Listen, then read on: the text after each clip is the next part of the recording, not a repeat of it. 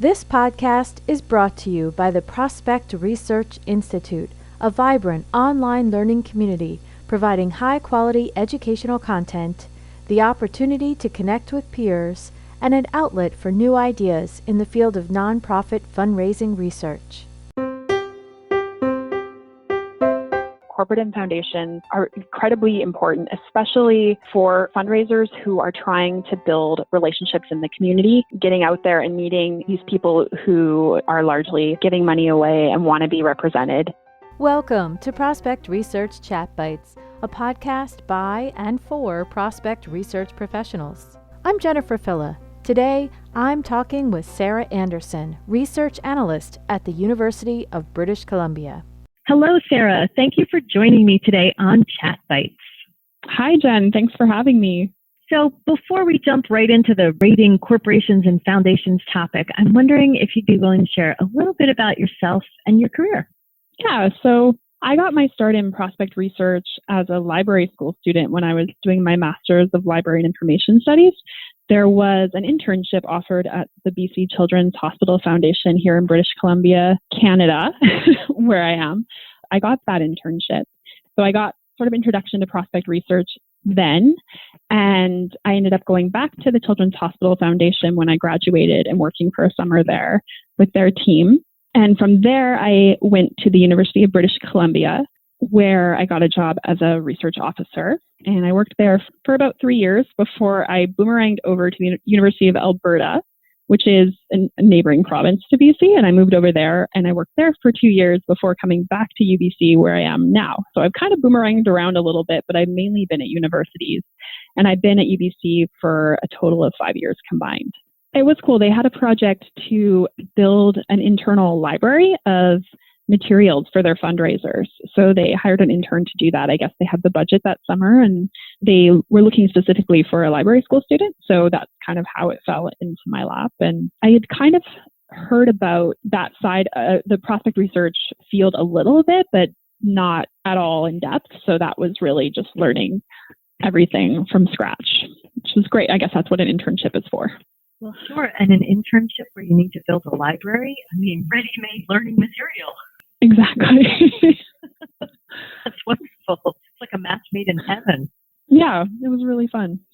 I know you're a member of APRA, and I was very sad that I missed your presentation last year at the big conference, and you talked about rating corporations and foundations. I'm curious, what brought you to that topic? What made you want to present on that at the conference? Yeah, so the presentation at APRA Professional or Prospect Development in Anaheim was actually a panel discussion with a couple of other researchers from different organizations. In 2015, I was working at the University of Alberta, and they had just developed a new system to rate corporations and foundations with their CFR team. Kind of just for the first time they started doing it. And the researcher working with them at the time was my colleague, Tanya Doughton.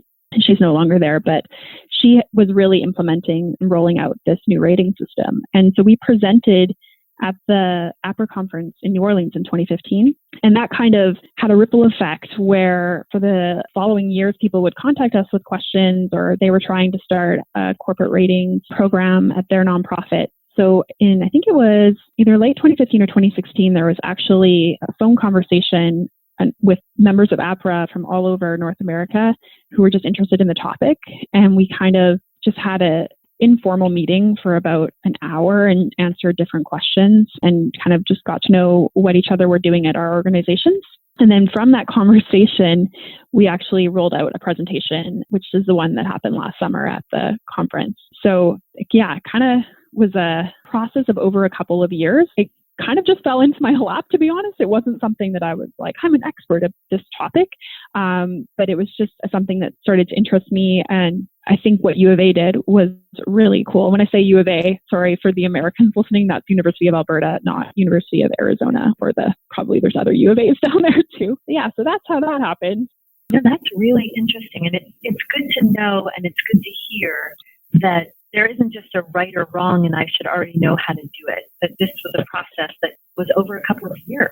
That's reality. The thing I've learned is that it's a lot more complex than I originally thought it was, kind of going into this.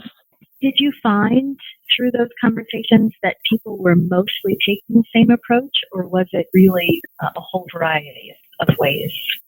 I think there is a variety of different approaches.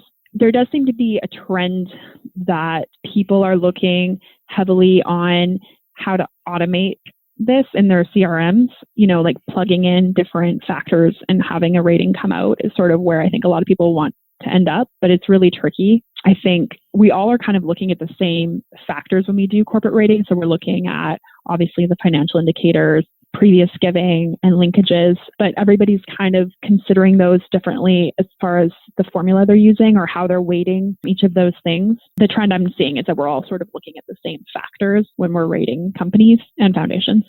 Sure, and foundations have more solid numbers for us to go on because in the US, we have tax returns. Yeah, it's the same in Canada. So it's I find foundations a lot easier to most of the time. They're a little bit more straightforward, yeah. That's great. So one of the things that is different here in the U.S., we have Giving USA that publishes data about philanthropic giving in the United States. And they're always stressing how important individual donations are. And it's true, it is important. But so are corporate and foundation gifts. Especially for smaller organizations, it's a big piece of the pie for them. I'm wondering, in Canada, how do fundraisers generally feel about corporations and foundations? Is it always the sort of youngest child who doesn't get any pictures taken of him, or does it get attention? I think that definitely the focus in Canada is also on individual major gifts. It's the same kind of trend here, but I do think that corporate and foundations are incredibly important, especially for, I think, fundraisers who are trying to build relationships in the community, getting out there and meeting these people who, are largely giving money away and want to be represented. They want their name out there as donors in the community. From the perspective of a university or a healthcare organization that's doing a lot of research, those connections are really important. At a university, the relationships we have with corporations, especially, is not just about philanthropy. It's about investing in research, hiring students, co-op programs, all of that stuff. So, it's really important for fundraisers to get out there and meet with different companies and foundations. And it was similar at the Children's Hospital as well. They need to know who are the companies who want to be associated with the foundation, who, really wants to get their name out there from a PR perspective maybe, or just contribute because maybe their employees are affected by that nonprofit or are passionate about that nonprofit. So I do think fundraisers understand that corporate and foundation giving is important, but I would say that for their own metrics, definitely most of them are individual focused, with the exception of I work with our corporate and foundation relations team, and their sole focus is corporations and foundations. But I think for other fundraisers, it's more of a balance. Okay, well, that makes a lot of sense. The larger the institution, the more individual giving they need to get. Now, you've touched on a few things, including the complexity of a company's relationship with a nonprofit, especially one like a university or large healthcare institution. And I've felt for many years now that there really are two basic roles for any kind of gift capacity rating. One is really to segment a large group so that it can be prioritized. And another role is to help a fundraiser come up with an ask amount, sort of narrow the range through manual research. When you think of those two roles, how have you used corporate and foundation ratings the most? Depends what unit I'm working with or what fundraisers I'm working with, but I would say it's largely useful for pipeline management initially. You just want to see who are going to be your major prospects for different projects. However, usually when my fundraisers are closer to meeting with the company or foundation, that's when they want more of a specific, what are they actually giving away? The challenge that I have around providing estimated ask amounts for companies, especially, with a foundation, it's pretty easy to say, like, here's, often they'll tell you what they're going to give you, or you can see exactly what they're giving. So it's a bit more, you can have a bit more of an educated guess. But with companies, it's really tricky because one of the things that I've found from talking to fundraisers is that often their financial indicators aren't reflective of what they're actually giving away. It's very dependent on the project. It's dependent on leadership's interest. Sometimes the fundraiser will go and meet with the company and find out that there's an entire different bucket of money for a specific area that we didn't even know about that isn't public on their website under their community, their CSR. Another example is a huge company like Microsoft or Apple. They would rate so highly if you just looked at their net income, but what they're actually giving is very specific and isn't necessarily just purely philanthropic. They're often investing or they're giving gift in kind. So it's tricky to say, here's what you should ask them for. In the same way, you could maybe do that with a foundation, a bit more confidence behind that number. So for me, for corporations, really, it's here's what their financial indicators are and here's what they're giving to this type of project that you're going to ask them for. So really that number comes a little bit later in the conversation, working with the fundraiser once they're ready to talk and they come back to you with more information. I really do think getting that information from your fundraiser is key because often they can find out things that I really could never find out through research, which is true of every prospect that you're researching, whether they're an individual or a corporation or foundation. But well, that makes a lot of sense. Companies are people and people are complex. And, companies have many different ways in which they want to interact with a nonprofit. So prioritizing a large group and then taking a look specifically as your fundraiser is qualifying and disqualifying sounds like your basic approach. Yeah. Well, now let's get a little deeper into the weeds, if you don't mind. I'm curious how you sort through the difference between a closely held corporation and foundation and a bigger company, because you can have a large company, but it's really the same founding owner or the founding family, and that is often more of an individual cultivation. Do you have a way of differentiating in your database for that? We do and we don't. I think it's a case-by-case basis. I would say the majority of the time, I would definitely be researching them or treating them as individuals because, as you said, it's closely held. Usually the owner or the CEO is making those calls themselves. There are exceptions to that I've found for major conglomerates that are owned by a family. There might be multiple interests, so you might want to look at them a little bit differently. But I think for the most part, I would treat them as an individual. Sometimes you don't know until you start researching them, really. In our database, as far as coding goes, they are often linked as far as recognition credits or linked to the individual, depending on where the gift comes from, but they're still coded as a company or a foundation. We do have a special code for family foundations. That's the only really difference. And how do those decisions get hammered out? You have your basic prioritization, you're starting to research through a group, and when it comes time to make assignments for someone to go out and qualify, and you have to choose between your corporate and foundation relations department and your major gifts for individuals, how does that decision making happen for you? So for us, we have an open prospect management system. So it would really be based on who was interested in talking to that person and whether or not they were in solicitation. So it's pretty open. So if someone was interested and they weren't in solicitation, we would probably tell them to just go for it. And it's also based on who has that existing relationship with that person. So if it makes more sense for that one fundraiser who has already met with that individual to go talk to them, we'll let them do that.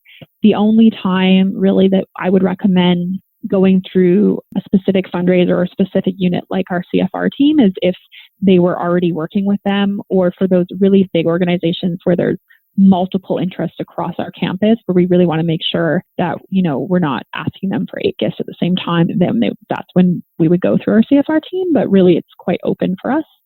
Out of all this, I'm wondering, what was your biggest challenge when you started rating organizations? Well, one of the things that we've currently been kind of working on over the last year in our unit at UBC is a lot of our ratings we felt were just too high, just because of the nature of how we're rating corporations. And at UBC, without getting into a ton of specifics, we basically have 3 ratings. So we do our capacity rating, which is based on financial indicators. And then we have a level of inclination, and then we assign interest codes based on philanthropic interest.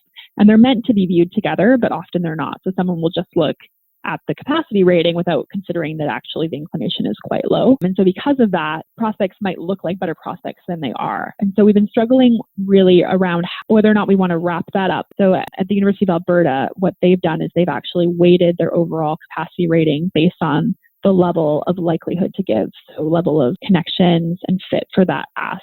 They'll build all that in to the overall capacity ratings. We've been looking at whether or not we want to adapt our capacity rating in a similar way where we actually weight it based on inclination so that we don't have prospects looking like they're going to make a $10 million gift when they're not. So that's been a bit of a challenge for us. But at the same time, I think a lot of that is really around communication in our team, around the things that are really valuable when you're rating a corporation. The feedback often that I find is really those connections and what they're giving to other organizations is more important than what their net income is at the end of the day when we're looking at someone. I mean, later on, obviously, they want to know what the gift is likely to be, but really what they want to see is, are they giving to other universities? What level are they giving at? Who do we know who we can talk to there? So yeah, I think that's probably my biggest challenge is finding those key pieces of information and working that all up into one suggestion as far as a rating code that can just be easily implemented. It's a bit tricky. That is tricky because a number is so easy for our brains to look at and say, ooh, I want exactly that person or that company without factoring in. And you also don't want to necessarily discount a capacity rating when the person hasn't been qualified by an individual, because who knows what happens on that first visit. They may actually be better than our research suggests. Exactly. We don't want to lose the trust of the fundraiser either and thinking that our ratings don't mean anything. I think a lot of it is communication and explaining where we're getting our figures from so that we can understand them and they can understand us and where we're coming from. It's been fun to hear stories in our industry where the research department has launched sort of an internal marketing campaign to educate and to get people understanding and excited about using a new rating. Especially, I mean, our CFR team, when I talked to them about our rating system and whether or not we were going to change it. And really, they were so excited to talk about it with me. And I, was really interested in hearing their story about what matters to them when they get out there and they're doing their face-to-face visits. And, they're a fantastic team to work with. And it's great to have internal champions. I think that's really key when you are rolling out a new rating system or, trying out some new formulas. Run it by your fundraisers and say, like, does this make sense to you? Does this seem like something you would weight highly as being important when you're asking for a gift? Try and get feedback. I think the more buy-in you can get, the better it's going to go. I agree. But before I let you go today, I'm wondering if you have any tips or advice or resources for other researchers who want to figure out how to best rate their organizations. First of all, start with who you already know. I think that's the easiest road to go about because that makes it easier to test your formula. So if you already know someone really well and you know what they're interested in giving and the level they've given at, you can try out your formula and see, does this reflect what they're actually giving? Does this reflect what we know about them? It's also easier, I think, to research those organizations because you know them a little bit better. And then the next thing I would recommend is definitely communication with your fundraisers, like I just mentioned, making sure that you're on the same page as far as what's important to them. Ask them lots of questions about what they're looking for when they're going out and meeting with organizations, what matters to them, what are the key pieces of information they need in front of them to get out the door. Because a lot of organizations are so big, they can really eat up a lot of time when you're researching them. So it helps to know what to focus on if you're just trying to come up with a capacity rating and you just want to give them the information they need to prioritize their own pipeline. Sometimes it boils down to just 3 or 4 things. Just keep that conversation open with your fundraisers. Don't be stuck in thinking it has to be how you expect it to be. Sometimes the more conversations you have, the more you end up going back to the drawing board and thinking, okay, we could totally change this. If it doesn't, if you come back 3 years later and you say, this isn't working, let's tweak this a bit, that's totally fine. That happens all the time. That's happened to our team. It's more of an art than a science. And you want to stay in touch with your fundraisers and the industry at large and the best practices out there and keep coming back and examining your formula and making sure it's working properly for you. It's great advice, Sarah, all around. Thank you so much for sharing with us today and for talking about a topic that there's just a whole lot of information on. You're welcome. It's been really great to talk with you.